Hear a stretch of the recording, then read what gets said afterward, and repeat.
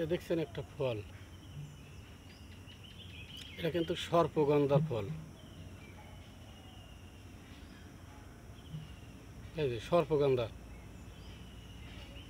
এই সাপ বেজি মারামারি করলে পরে এই যে সাপ বেজি বেজি পাড়ি যায়, যে বেজি এই ফলটা খায়। এই সর্পগন্ধা না, আমি হল সর্পগন্ধা। বেজি এই গাছটা খায়, সাপের সাথে মারামারি করে। দেখছেন সর্পগন্ধা ফল, এই যে সর্পগন্ধা। এই গাছে কিন্তু সেই উপকার। এই গাছের শিকড়,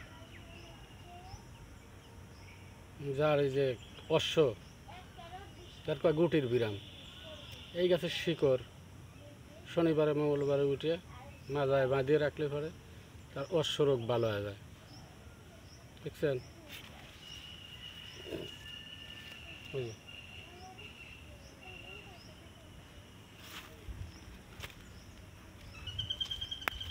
এই যে পাতা, দেখেন এই যে পাতা দেখা যায়,